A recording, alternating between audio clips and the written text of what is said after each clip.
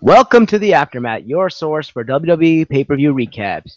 I'm your host, the People's Champ, Cal, and alongside me, as always, I have the Glamazon, Delisha. Hey, Delisha. Hey, how's it going? So we had an eventful night last night, Backlash, the first ever SmackDown pay-per-view.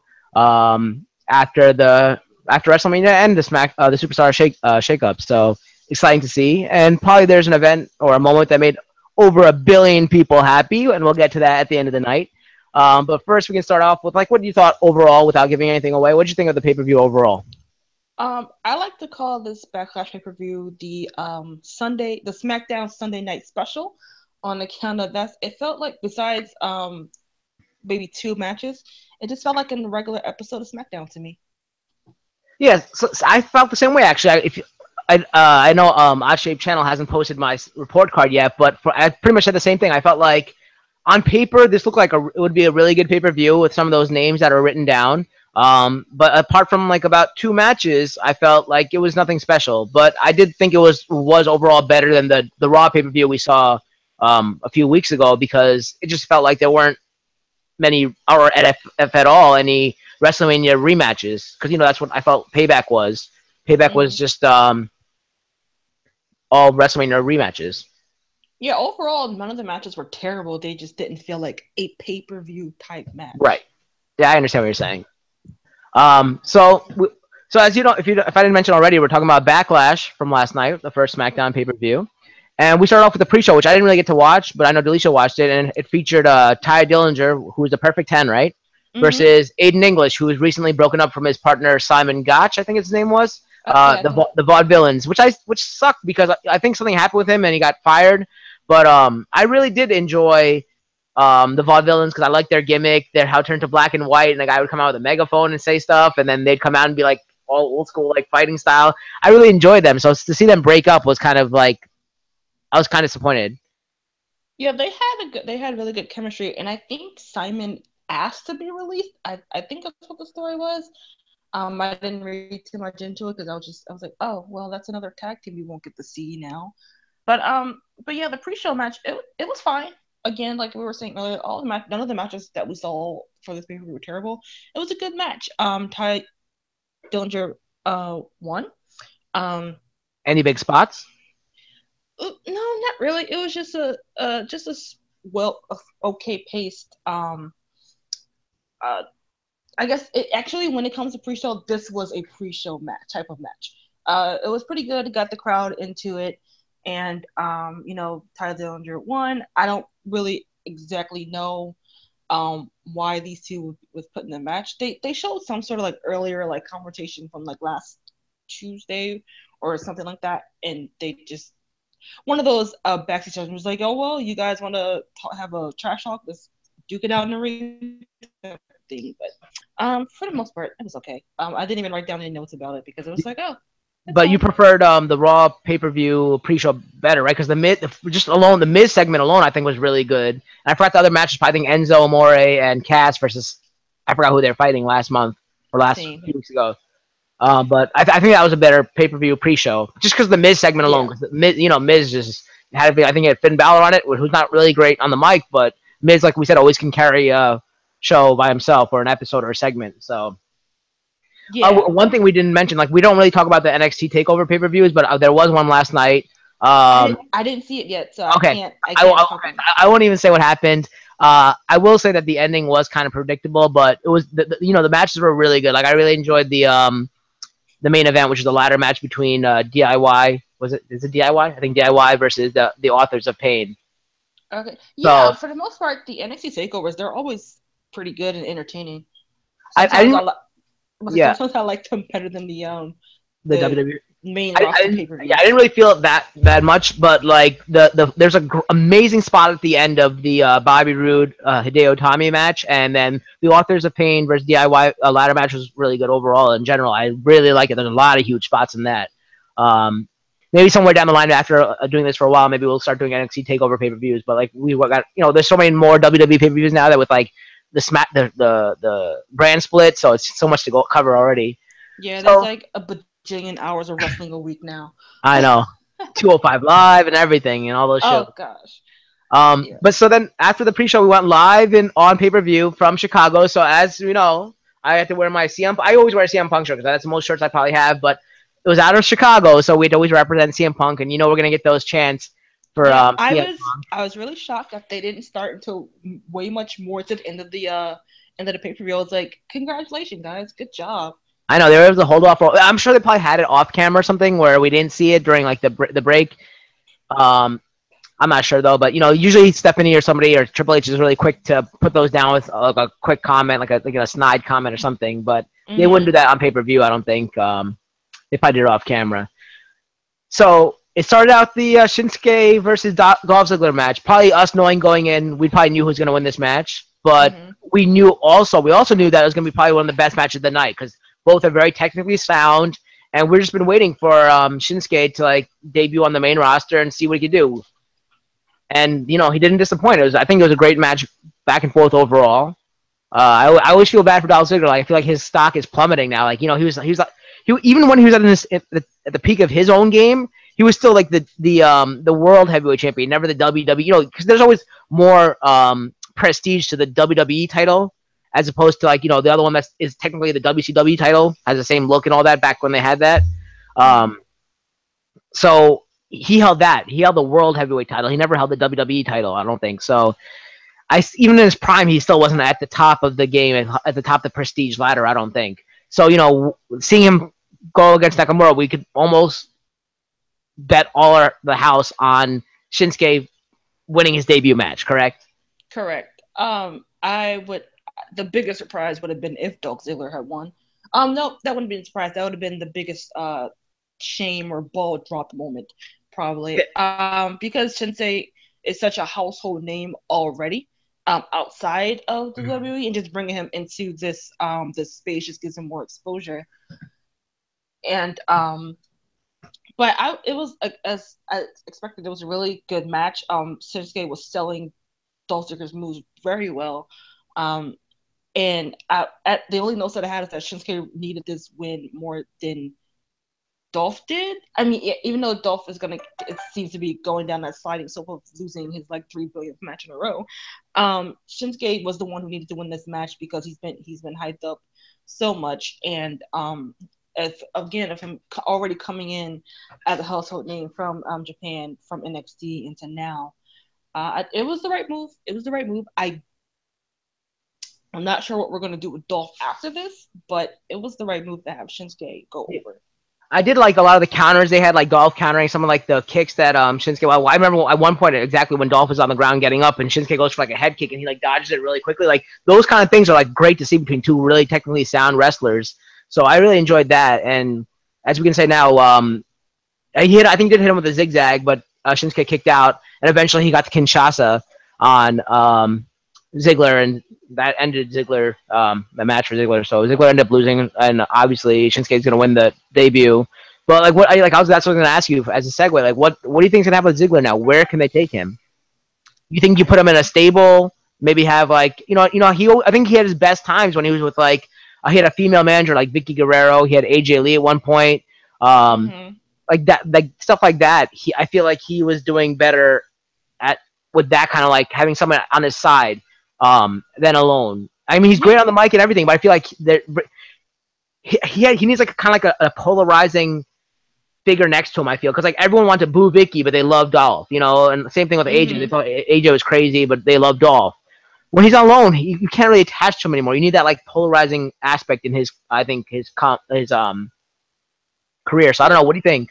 that's understandable. I think what it is of why Dolph isn't really, like, I guess, clicking with people right now is the fact when they did his whole heel turn, we didn't.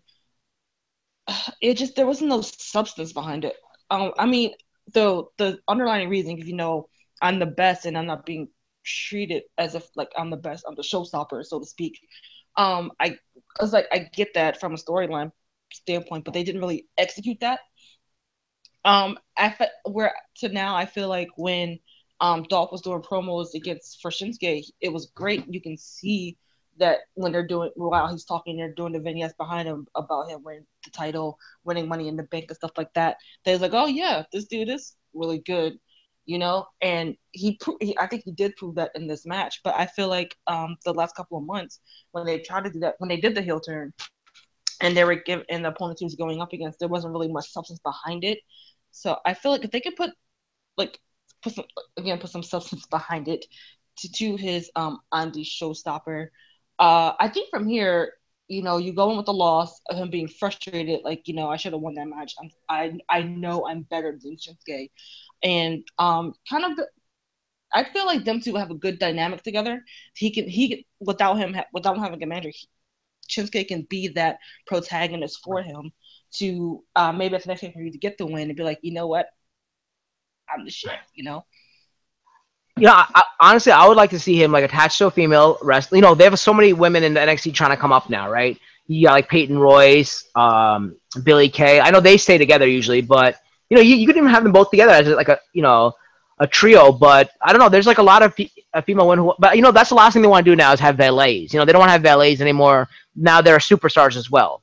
So if they don't want to attach them, maybe they can bring back somebody like an old or like a legend or somebody to have them attached to them. Even Vicky Guerrero, even have her come back so he has sort of a valet that doesn't take away from the diva superstar aspect, But if they they like people like Eric Rowan and Luke Harper, which I think they need somebody. They're not alone on their own. They're not good. So if they can put like monsters behind Dolph Ziggler and create a stable like that, like even bring back Kane or somebody and like put one like like just all these big dude like big guys because Dolph Ziggler is like pretty small, not even though he's considered a heavyweight, he's like small. I mean, if you can get like a good stable together, like kind of can be like Evolution or anything like that. I think that would be really good. Like, and maybe he could be like the main stable in SmackDown. What the Wyatt family used to be now could be with Dolph Ziggler owning a stable. And then as for Shinsuke, he's gonna this was the first stepping stone for him to go up. I think eventually he's gonna feud with AJ Styles, who will ultimately win the U.S. title, and then he'll feud with Shinsuke for the U.S. title. And then a few years, maybe a year by WrestleMania time, or a little bit after that, he could be going for the championship title. And hopefully, a certain someone is still champion at that point, which I don't see happening. But it would be hilarious to see an international WrestleMania match between two foreign superstars. Yeah. Also, if you don't really, even if you want to pair him up with another woman, it doesn't have to be the valet aspect. It just could be a mutual partnership saying, we both know that we're the shit basically, and we want the titles, and just a mutual partnership of them trying to attain that greatness. So it could be something like that. Yeah, that's actually a good idea. Like so like a female counterpart of his that has the same like panache and flair that he has, and has good in-ring, so they can have some mixed matches down the line too. But and eventually maybe even battle like Rusev and Lana, because when Lana wants to come back and wrestle, and Rusev comes back as well, that could be a good like feud down the line eventually. But yeah, I'd like to see a stable somehow form. I think that's needed. Didn't they pull that Lana Rusev Ziggler Rusev triangle before? Or am I wrong? Yeah, I forgot. And then they got married or engaged, and WWE was not happy with that. Yeah.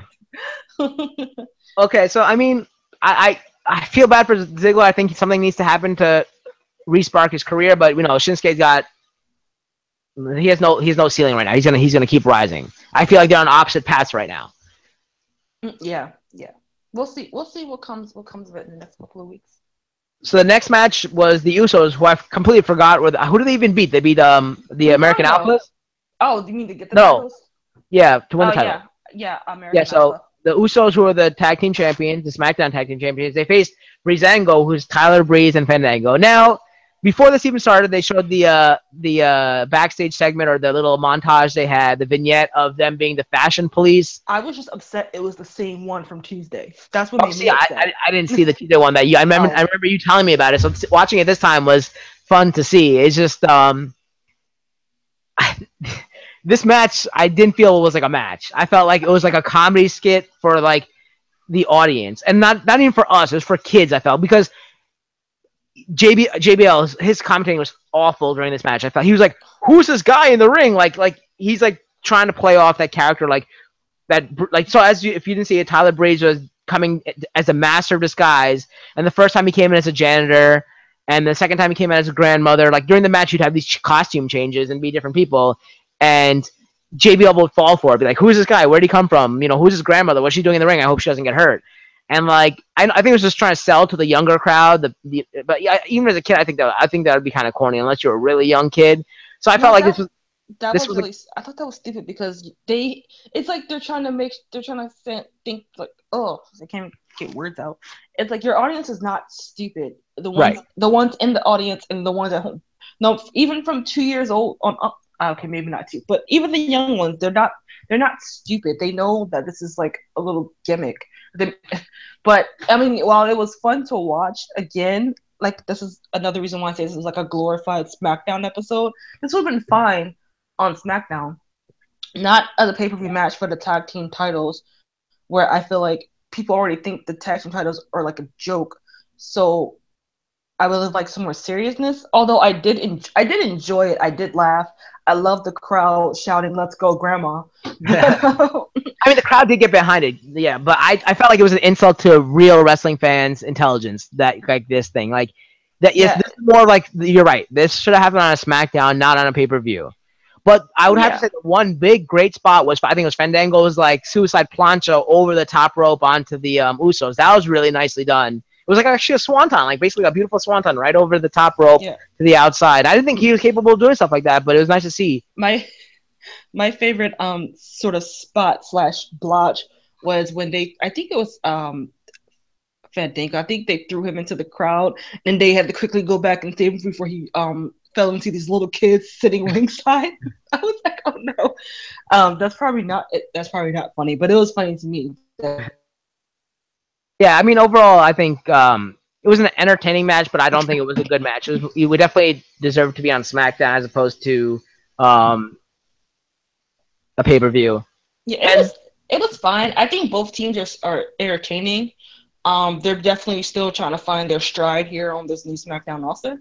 Um, but like I said, this type of gimmicky match, I think would have felt better on a SmackDown episode. And we can if he would have just came out with the mop in the beginning and then got serious about it, that would have been fine.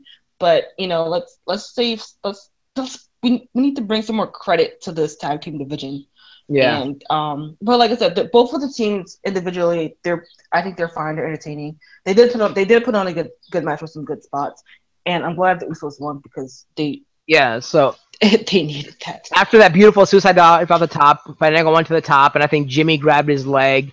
And while he was struggling with Jimmy, Jay came and gave him a super kick. While he was on the top rope, he fell over. Jay pinned him, and that was the end of the match. And nothing more to say about that besides a few good spots, some humor, but more of a SmackDown match than seeing it as a pay per view. Hashtag Which let's go, Grandma. which would brings us to the next match, which I thought was the same feeling about was Sami Zayn versus Baron Corbin, right? So you have a big dude in Baron Corbin fighting Sami Zayn, who's like the relentless underdog. And I think I was kind of turning away from the match because it wasn't that entertaining. But I think it was for the most part just Baron Corbin continuously beating down, using his size and power over Sami Zayn. Sami just taking a beating the whole time until he got like one opening, and then it showed his true underdog nature, and he came back. A And lot of working of that back. yeah, working. Yeah, he had the injured back. And I think eventually he got Baron Corbin to slip and hit the turnbuckle or something, and then he hit the hell of a kick, right? I believe so. I don't even remember this match, to be honest. Yeah, so it was basically Baron Corbin dominating the entire match. At one point, Sami Zayn counters him, gets the upper hand, throws him in like I think Baron Corbin goes for his finishing move, but like Sami Zayn reverses it, hits that, and Baron Corbin falls into a turnbuckle. He turns around into a hell of a kick, and then there's the pin. 1, 2, 3. The underdog beats Baron Corbin, and like I don't even remember this feud happening. I don't know what the feud was about. Me either. I just feel like Sami Zayn, they just keep trying to play him as the relentless underdog because it was always against like Samoa Joe, who was coming up and trying to like do that. And then it wasn't against like Braun Strowman at one point as well, right? Or some other big dude. Like I think it was Braun Strowman when he's in Raw, and now in SmackDown it's against Baron Corbin. They're just putting him as like the ultimate underdog, going against all these big guys and just winning in most cases, I guess. I mean, yeah, which is fine, but it's feel like for Sammy, there's no payoff. Yes. It's like, again, it's a story without substance. Right, but what else can you do with him? Because I don't see him as a top tier wrestler. So where can he go? He can go for the mid card title, which is Kevin Owens, and we've seen that 1,000 times already. Not that I wouldn't mind seeing it again because they have great matches, they have great chemistry together. But how many more times do you want to see that? Honestly, I don't. Right? So I maybe was maybe the triple threat with him, AJ, and Kevin Owens, that'd be cool. Or Fatal Four with Shinsuke thrown in there, but I feel it would be too much storyline jumbling just to get that to happen. And I was sort of upset because I'm like, what does this mean for Corbin? It's like he just loses and it's like, oh, that's it. I mean, I didn't know like why didn't they just give him the Braun Strowman treatment and just let him just go like Hellcat on Sammy for I was like beating your ass this whole match and then you win. I would have even if Corbin would have like attacked Sammy and like destroyed him. I'd be like, all right, well at least we can see something. But it was just a passerby match. I was like, oh, it was a match that happened. Let's move on. Yeah, I mean, I don't see things going well for Baron Corbin. I feel like we like that they bring up all these guys and like give them a chance, but like I feel like they brought too many people up and now they don't know what to do with them, and that's what I feel like. So I mean, I don't know what's gonna happen with Baron Corbin now or Sami Zayn for that matter. Yeah. I guess we're just gonna tune in to watch. But the next match was like the only female match on the card last night, which is the Welcome Committee, which comprises of Natalya, Carmella, and Tamina against. Oh, I guess James Ellsworth was also there with Carmella against Charlotte, Naomi, and Becky Lynch. So I think it was an interesting move that they brought Charlotte over to the Smackdown brand. I don't know. How do you feel about that? Because I feel like she was doing well. She was thriving in the Raw brand, but I guess what she's either gonna be champion or Sasha was gonna be champion. And like I feel like she was the main heel on Raw and like female heel, I should say. The title. I guess that they had to switch Alexa Bliss just to bring her and Alexa Bliss to bring fresh matches on each side. Yeah, it's an exactly what it is. It just was a shakeup because how many more times can we see Sasha, Bailey, and Charlotte just go after each other? How many? It was starting to get stale for me. So I was shocked that it was Charlotte that did come over. But then again, what else could she do on Raw? What I'm not kind of totally on board is having these women stables again. And also having Charlotte as a face right now, or I guess you can maybe call her a tweener. Um, it just feels like we're just gonna throw all the women in the stable so we can make sure they all get some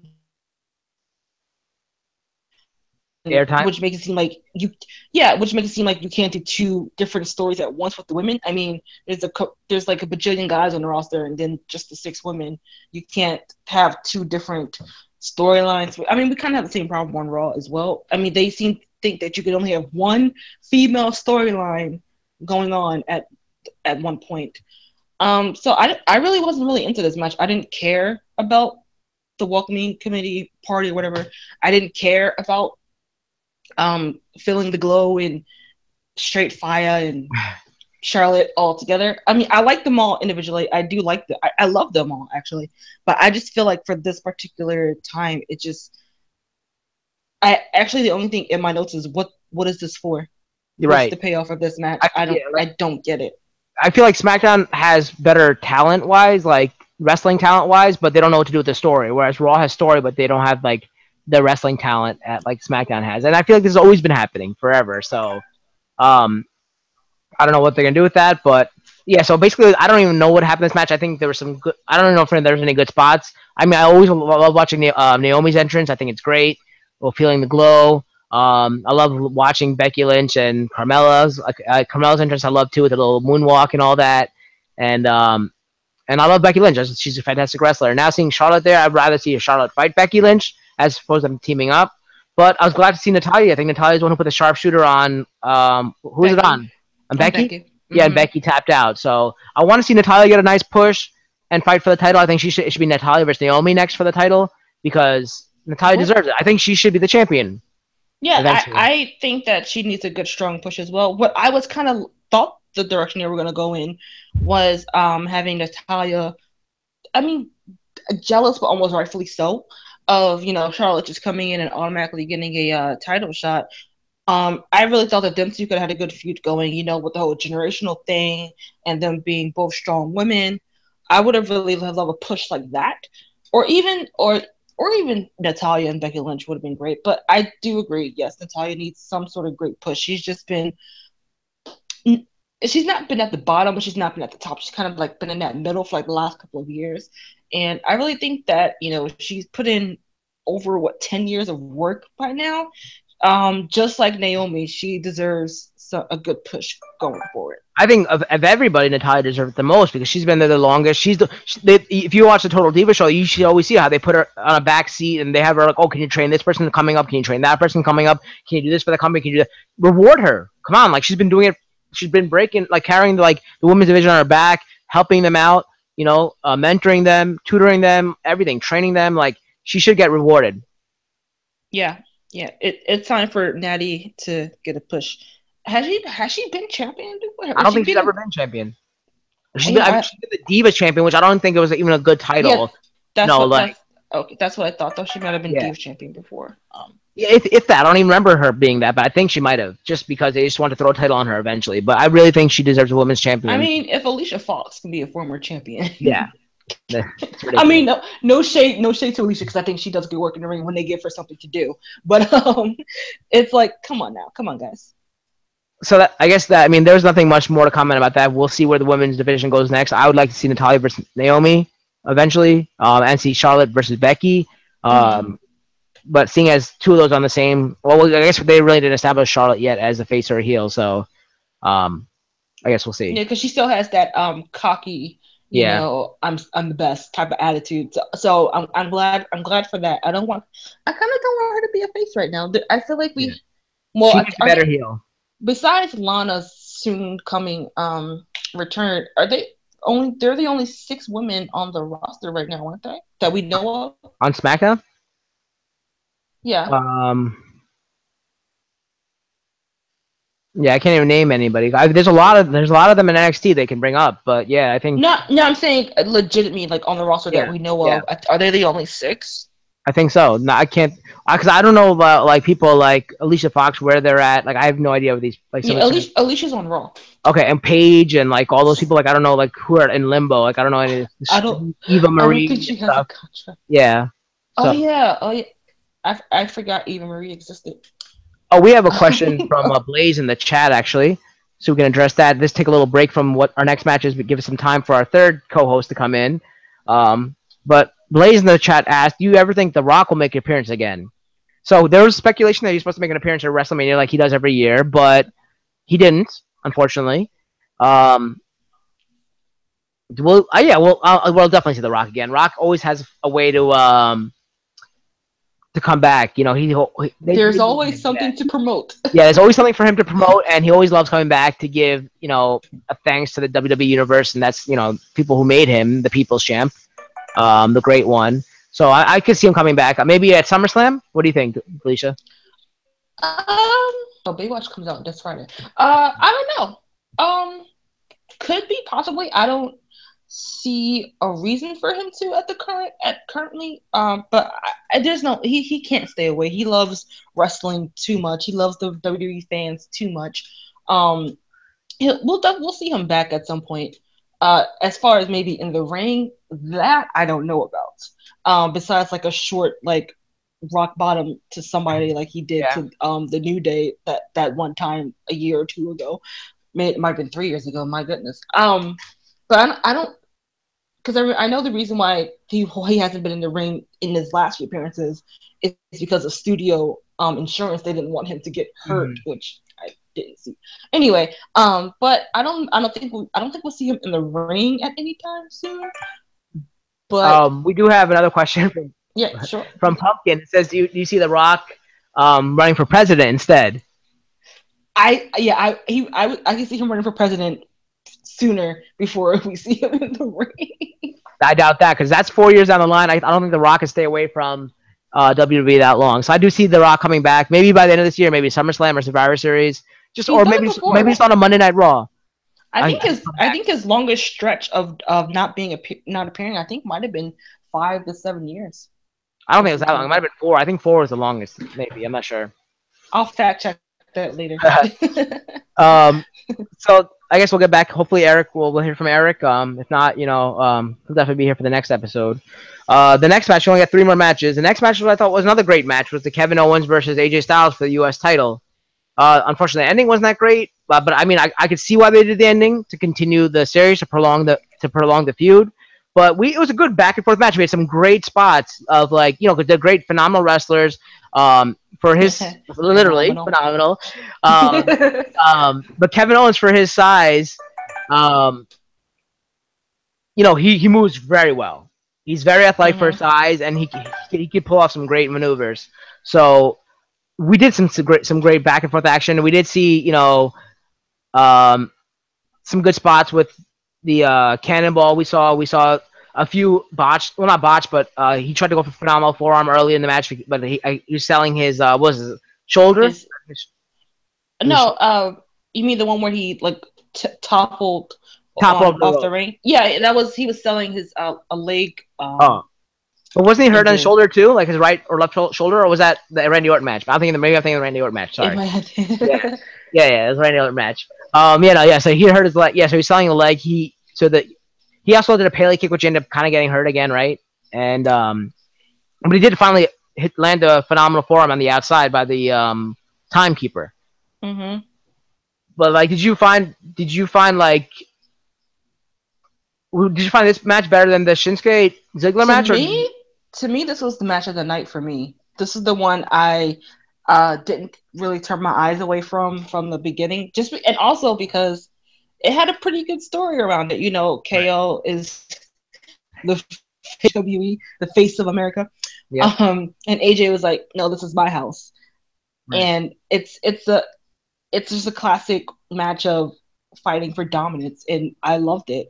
And like, I feel like it had a nice mixture of like the hard hitting technical wrestling and also the high flying action as well. And these two just continually to put in good work, and I always expect a good match from them too. Any spots that you like a lot during the match? I like the spot where I can't remember what AJ was trying to do, and then Kevin Owens landed on his back on the side apron. And the Styles Clash from the apron to the outside, right?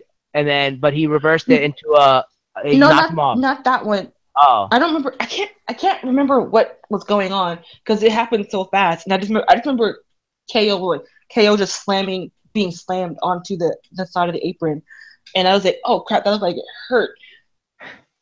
And then announcer table, because that would have just been fun. And the ending, I didn't mind it. It was a way to keep KO looking strong and keep AJ or to keep either one of them from losing clean. I actually didn't even realize that the ref's count was up that high until I heard the ringtone call. I was like, oh snap! Oh wow! And it made it look like he actually like couldn't physically get back to the ring because he was pulled off very well. So if you don't know what happened, AJ Styles went for a Styles Clash on the announcer table, and Kevin Owens countered it and pulled AJ Styles like into the monitor hole. So there's a hole for monitors for the announcers. It was in that hole, and Kevin Owens fell off, and he got into the ring by the 10 count, but AJ Styles was stuck inside the announcer table, so he actually got counted out. So neither of them really lost cleanly, but it wasn't a pin and fall submission. So AJ Styles says, you didn't really beat me, can say he never really beat me, and they can continue this feud, which I could see happening for a little while. I like it. Yeah, so I mean, I think this for their two storylines that this is going to continue. So as we know, in all pay-per-views, we always have like a pretty hot match followed by a buffer match, what I think is called a buffer match, followed by the main event. And this was probably the buffer match of all buffer matches, where we saw Luke Harper face Eric Rowan, and I don't even know why they had this feud match. Like, I don't know what you want to call this match, just a throwaway match. They should just called it the buffer match of all buffer matches, and had Michael Buffer be the announcer and Michael Buffer and Bruce Buffer both do the announcing or commentating for this match, because I had no idea I didn't even know what the storyline was for this match. The best part of this match was Eric Rowan's entrance, because he had that cool like helmet or mask that he came out at, right? It was like with a pipe and like the giant thing. Like, you can give one thing to Eric Rowan, he has awesome masks. He does. Kudos whoever designs those and brings those to his attention, or maybe it's him. I don't know. Do you know why it's just the end of the Wyatt family feud? But I feel like they've been doing this forever, and then they just bring them back again, like later down the line. That's what it seemed it was for, because he was part of the Wyatt family stable when he left. I don't remember. Because he was doing some weird thing on the pre-show when he was interrupting the announcers, by not saying anything. He would just walk in his Eric Rowan ways, and he would just sit there with the mask. Then at some point he would take it off and then just stare at them. I think he did say something about Luke Harper leaving the White family, or something like that, but I wasn't paying attention. And then he would just walk off, and I'm like, okay. Um, Again, I guess that I guess they're trying to fill that Wyatt void. I don't know. Yeah, so There. historically speaking, this used to be where they used to insert they called the diva matches because no one really cared about the divas back in the day, and it'd always be in between the two like co-main events. And now the divas are not divas anymore; they're WWE superstars as well, and they have fantastic matches. So what can we do? We put just Eric Rowan and Luke Harper there, who have no storyline that I can think of, no point in being there, and let's just put them in the as a filler so people can go to the bathroom and then be alert for the main event. Which is a shame because they're both good workers. Right. You could just even have a storyline of them two trying to be like the biggest monster on the roster. Right. And then go ahead. I don't know. Actually, speaking of big men, like getting very agile, Luke Harper That's what I was gonna say. He's pretty neat, and he gets up on the top rope like Kane would do. Yeah. And like they could really build these two up as like to be dominant. And I feel like they're probably going to put them on a team again at some point in the future. But you're saying everything I was going to say. So I was going to say, yeah. Speaking of Kevin Owens, yeah, Luke Harper could do like those suicide dives over the top rope and all that. He's a great athlete. But like you said, they should have a match where like an angle where they're trying to vie for being the biggest monster on the SmackDown roster. Ultimately, like they keep battling, they keep battling, and then you hear the big pyro go off, and the Fryer comes out, and Kane comes out, and then Kane comes out and says like I've always been the monster of SmackDown, and then they somehow it's like a triple threat match, and eventually if they want to team up against Kane needs a partner, and I don't think they can get the Undertaker anymore. Maybe they can bring the Big Show and be two like Kane and Big Show versus. We cannot try and kill Taker anymore. Right. Yeah. So I'm thinking Taker's done, but I'm saying they can get Big Show. So you have the original two monsters, Big Show and Kane. And they've put away Harper and Rowan for a while, maybe in like a Buried Alive match or something. Well, Kane's too busy running for mayor or governor or whatever it is. I need Kane to have one last run, man, with a mask and be like the old school Kane. He deserves it. But maybe if he doesn't get into the politics that he wants to, he'll come back like Reno did. So I think Luke Harper ended up winning with a discus clothesline, right? And then he pinned Eric Rowan, and I hope we don't see this again unless they write this better. That's all I have to say about that. We'll see it again. I guarantee it. So that brings us to our main event, where we saw the world. Oh, it's the WWE champion or world champion? What is it called here? I forgot. I think it's called WWE Championship. Because the other one's Universal, right? Yeah. So WWE champion Randy Orton defended his title against Jinder Mahal. And alongside Jinder Mahal, he had the Bollywood brothers or Bollywood boys, whatever you want to call them, or the Singh brothers. The Singh brothers now. Yeah.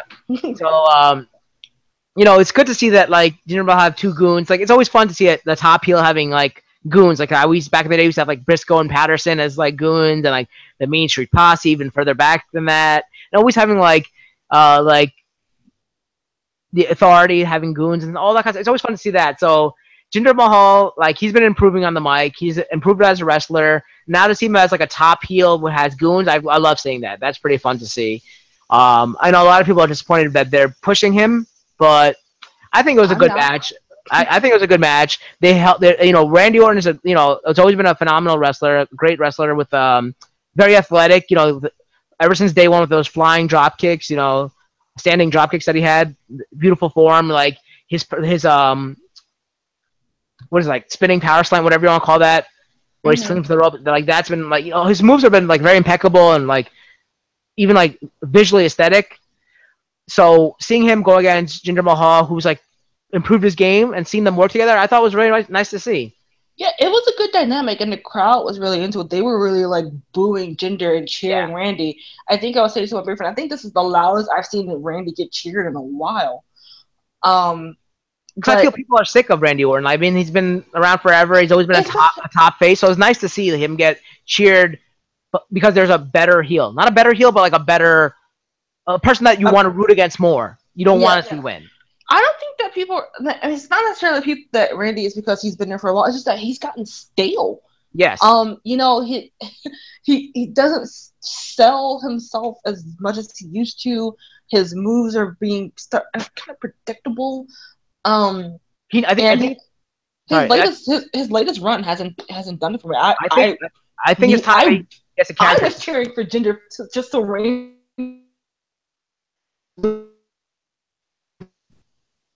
So you're breaking up. So what I was gonna say was I like to see, he started out as like Randy Orton, right? I forgot what his gimmick was, but then he went like on to become the Legend Killer, and then from then he went on to become the Viper. So I think it's about time he gets another character. I know the Viper run hasn't been going on as long as like the Legend Killer, I don't think, but I think it's time that he has a character change to make like you said, he has become stale. Mm-hmm. Yeah. To me, Randy works best as a heel. Right. You know, these face turns. Yeah, there's only actually been a couple. For the majority, he has been a heel. Because, like you said, when he started out, he was just Randy or in the third. Is he third or second generation? Second, I think. Second generation, superstar. You know, baby face, good looking guy. And then wasn't it after Evolution he was the Legend Killer, or was that before? Right after. Yeah, you know, after he won the title, and you know he needs someone to push him, as not a superstar, as a character in the ring. He is. It could be that we just see him so many times that we just, or for me, I just don't care about him. But you know, his character just needs something. Yeah, I think it's about time. Fresh. I think it's the time it changes. Something happens. But I think the last time when he was, I mean, I think the one good time that he was a heel, I mean, sorry, a face, and he had a good like character and all that was when he was facing Bray Wyatt, where he was kind of psychotic, like where he burned down the house and all that, and that was cool to see. But unfortunately, they dropped the ball later with the House of Horrors match and all that stuff. But that was a good Randy Orton to see. If you have him as a face, like that psychotic Randy Orton was cool to see as a face. But I agree with you; he's a better heel than a face. Mm-hmm. So, there's some good matches, some good points in this match where we see Randy Orton going for the RKO, but the Singh brothers break it up, saving their leader, so the modern day Maharaja to them. And the whole time, I think Jinder Mahal worked over Randy Orton's shoulder, right? That's what it was. That's where he attacked the shoulder, and he kept working on it over and over and over in the entire match. And you had those goons there to be there for the exact time you needed them. Because the next time he was going to put the RKO on him, they got involved, right? And that's when he did a double hanging DDT to them, right? He took them both out, then he brought them into the ring to the double hanging DDT, took them down. And that little opening is what Jinder Mahal needed to hit the Colossus and then get the 1, 2, 3, and making him the new WWE champion and bringing joy to the billions and billions of people in India. Me being one of them in America, but it was nice to see. And my dad was laughing, and like them just showing all the audience members. That was like when the Undertaker lost, and that guy was like that, and the Miz won, and that girl's like, just seeing everyone's reaction was so great. And they even showed the replay of people's reaction. And my dad had the biggest smile on his face. He doesn't watch wrestling in the longest time. I just told him, hey, Dad, there's like a guy fighting for the championship, and he's Indian, and you might want to check it out. So he came and watched it. And he started laughing so loud when he won and seeing people's reactions. So it was just great to see. Like, I know it's for the whole overseas deal that they're trying to make with India and for marketing purposes. But I think it's a genius movement. It's going to make them a lot of money. Yes, maybe it's not. And it's something for someone to chase because nobody wants to see Jinder. I mean, I don't even like Jinder Mahal, but no one wants to see him as a champion, really. So this is something for someone to come up and beat him. Maybe it'll be Rusev. Maybe it'll be Rusev, but I hope it's not Shinsuke Nakamura too soon. Yeah, too soon. They need someone to, like, I mean, then I can see another rematch with Randy Orton. Obviously, that's going to happen. But after that, I can't. Who do you think the next face is that can get a shot? The next face. is this when John Cena comes back? Oh, see, John Cena's gonna come back, and I don't want Jinder Mahal to lose to have John Cena set the record against him. That is gonna be Oh right, awful for us. oh right, he is on that on that. He's gonna break the record, of course, but yeah, That's it gonna be just terrible, terrible. might be a time for John Cena to come back. I mean, his movie is out. He's done with the promoting. He's paid his respects to Daniel Bryan and Brie with their baby. So it may be time. I don't know. I don't know I don't know who might be ready. We're definitely gonna see the Randy Orton rematch. Does he beat Randy Orton in a rematch, or does Randy Orton take the title back? I would say Jinder wins with some shenanigans or get disqualified or some reason or something or another to keep it. I don't want Randy to have the title back so soon. He can go away for a little bit or have him chase, you know. Oh, yeah. Oh, well, so I have two scenarios for you. I have two questions. Do you see Randy Orton winning the title from him eventually, or if not, who do you see beating Jinder Mahal to take the championship away from him, or do you see him holding for a while? But if Randy Orton beats him for the title, who's the next heel in line? So who do you think who do you think's gonna take it away from Jinder? And if it is Orton who takes it away, who do you think's the next heel in line to face Orton? As far as taking away from Jinder, now that I said it, I really think it's almost time for John Cena to come back. Because I don't know who else is ready. Because a lot of the guys that I would say they're all vying for the U.S. title right now. And if Randy is to get it back, I say that would be time for Rusev to come back as well, because he's been threatening Shane McMahon what is he, hijacking his contract or something? I don't know. I have no idea. But there's something for that as well. I agree with you. If Randy Orton does win it back, so I guess after this deal happens with India, and I can see Mahal holding it for like a little bit, but then him losing it eventually back to Randy Orton. I think Rusev is next in line to face Randy Orton. Rusev comes out and is the monster that like starts interfering in Randy Orton matches, putting Randy Orton down, and that's what to start the feud between them.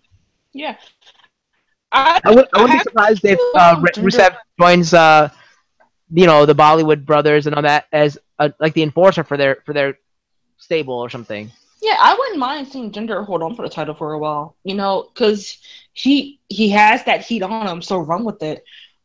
Even after they come back from India, like just because you can't deny that he is over as a heel, right? Especially after last night.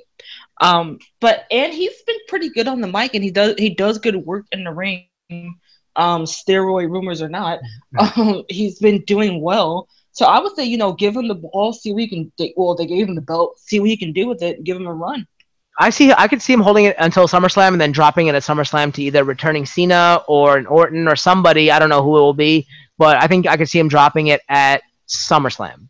Hold it for hold it for the summer. That'll be nice to see, because we don't have those monthly pay-per-views. We have the brand split, so we have. Oh, actually, we kind of have monthly pay-per-views, but not like as I know. They might have one in May and one in June, then one in July, like that. So I could see him holding it until SummerSlam, because there might be only one more pay-per-view for them. Because I think, I don't know how many pay-per-views. We got Extreme Rules, then maybe Money in the Bank, and then. Yeah, I was gonna say I think SummerSlam what, August. Yeah, Great Ball. So I guess they have 3 pay-per-views in between. 2 of them which are Raw pay-per-views. Stop reminding me of that Great Balls of Fire pay-per-view. And he'll have Great Balls of Fire at Great Balls of Fire.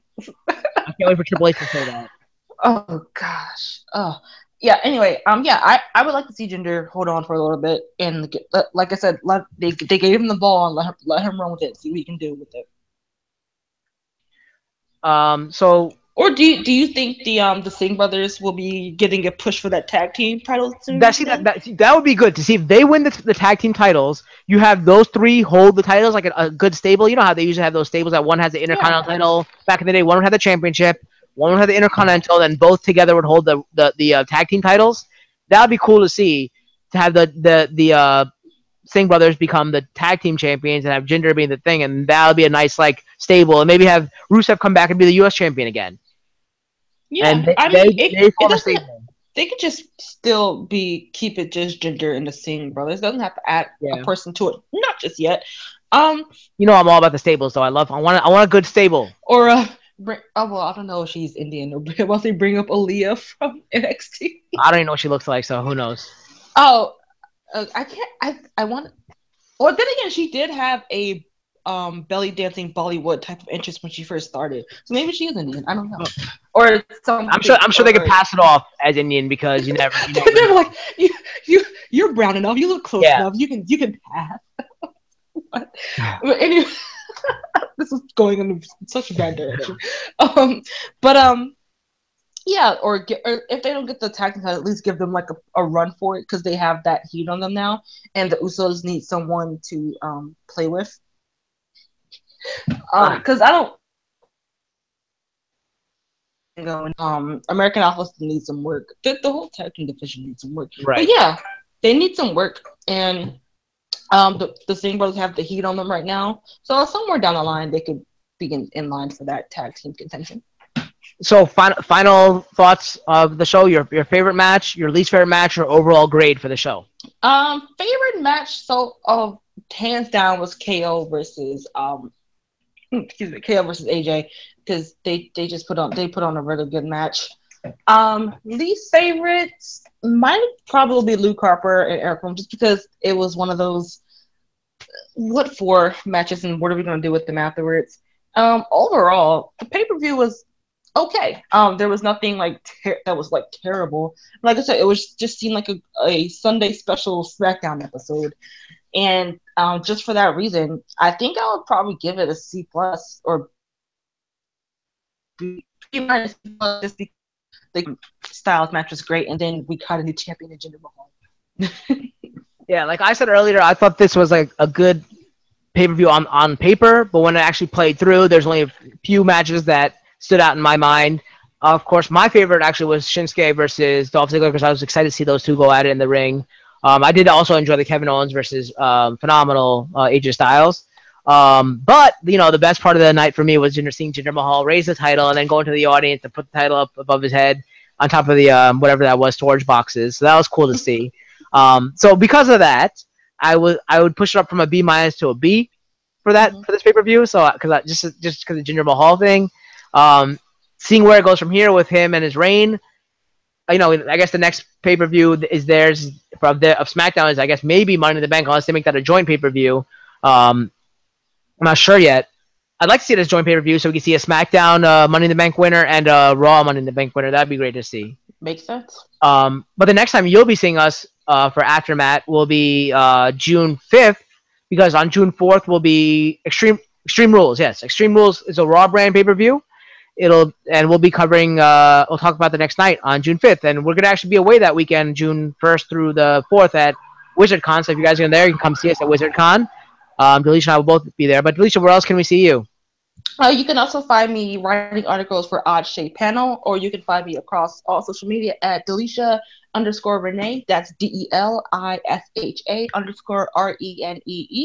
And you can also find, like I said, writing articles for Odd Shape Panel, and also on the show Odd Shape Panel, which we have a live episode tonight, and then it's every other Monday from that. Right. Yeah. So if you're wondering why we started an hour earlier today, it's because one of our friends, or two of our friends, actually host a show called Odd Shape Panel, where they tackle topics every other week about pop culture and media and stuff like that. And it happened to coincide today with us, so we also guest appear on that show. So we want to give some time in between. So usually our show runs over time, like we start at 8 and runs over to like 9:30, 10 o'clock. So we tried to start an hour earlier. Unfortunately, that affected Eric being here, our third host. Eric, the Hitman.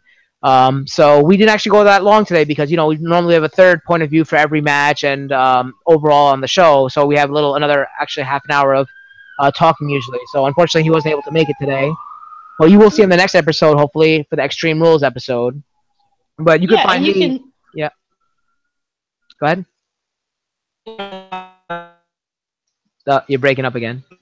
200 on Twitter, and you can find him also doing his Game of Thrones reviews coming up not so far now, and coming up in July. Right. So, and as for me, you can find me at VirenJadejaVu on Twitter, as well as at after_Matt on Twitter. And my other show I do is the Night's Watch, which is a Game of Thrones recap show, which will be starting in July.